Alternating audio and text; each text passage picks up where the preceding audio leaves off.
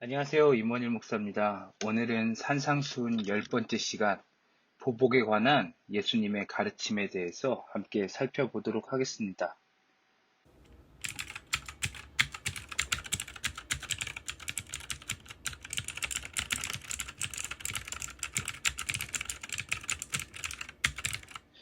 공의는 개인적인 복수와 어떻게 연관이 될 수 있습니까? 공의와 복수를 혼동하는 유대인들에게 주님께서는 오늘 말씀을 통해 여전히 사랑의 법만이 존재하고 있다는 사실을 말씀합니다. 율법은 사람에게 해를 끼친 잘못에 대한 형벌로 동해 보상을 말씀하고 계십니다. 우리가 흔히 눈에는 눈, 이에는 이라고 말하는 잘못한 대로 형벌을 가하는 것을 동해 보상이라고 말하는데, 율법은 이와 같은 동해 보상을 말씀하고 있습니다. 그런데 이것은 재판관이 형벌의 공정성을 기하도록 하고 과도한 사적인 보복으로부터 범죄자를 보호하기 위해 주어진 것입니다. 다시 말해서 재판관이 공정하지 못한 판결을 내려서 피해자가 손해를 당하지 않고, 또한 피해자가 사적으로 복수하여서 더 큰 피해를 낳지 않게 하시기 위해 주어진 형벌의 기준이라는 것이죠. 하지만 예수님 시대의 유대인들은 이 율법을 복수를 허용하고 용인하는 말씀으로 오용했습니다. 율법은 불의를 모른 척하라고 말하지 않습니다. 하지만 불의를 저지른 자에게 보복하라고 말하지도 않습니다. 잘못을 행한 것에 대한 처벌은 오직 진정한 왕이신 하나님께서 하신다라는 사실을 기억하여서 하나님이 정하신 법에 따라 처벌하되 그를 용서하고 사랑하라고 말씀하시죠. 율법에서 이야기하는 형벌은 어디까지나 진정한 재판관 되시는 하나님께서 정하신 기준에 의한 처벌이어야 한다는 것입니다. 이와 같이 사적인 복수를 위해 하나님의 법을 오용하는 유대인들 앞에 예수님께서는 그들이 오용하는 율법의 바른 뜻이 무엇인지를 말씀해 주십니다. 율법의 정신은 악한 자, 곧 나에게 피해를 입히는 누군가에게 맞서지 말라는 것입니다.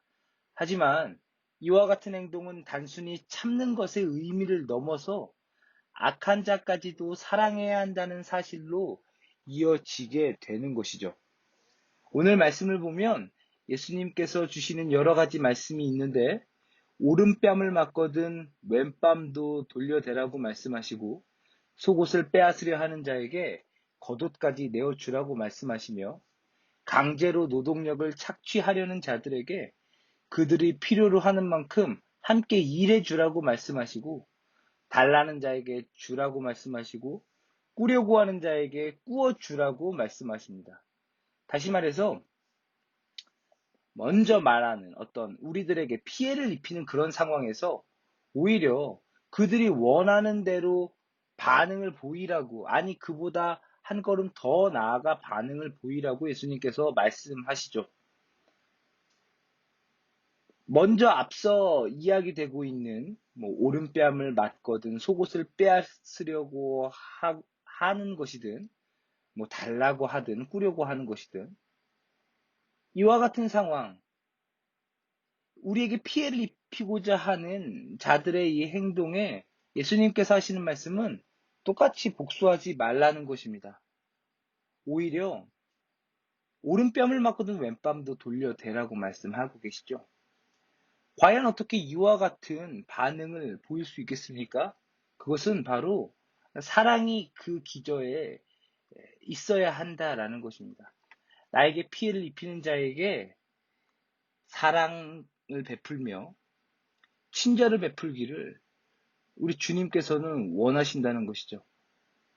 그들의 죄는 처벌을 받아야 하지만 공의를 세우기 위해 그 죄에 대한 대가를 지불해야 하지만, 그들을 미워하지 말고 그 대가를 지불한 자들을 용서해주고 용납해주고 한 걸음 더 나아가 사랑해 주어야 한다고 주님께서는 말씀하고 계시는 것입니다.